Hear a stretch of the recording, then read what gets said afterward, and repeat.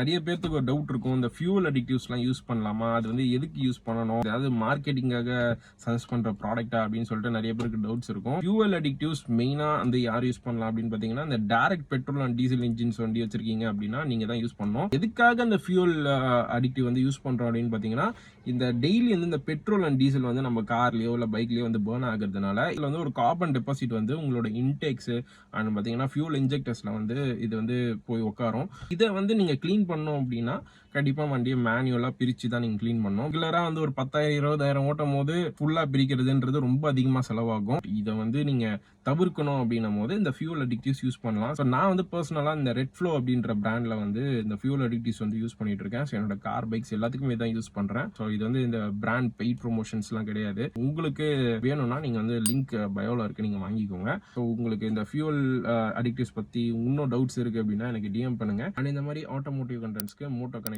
Subscribe பண்ணி வச்சுக்கோங்க.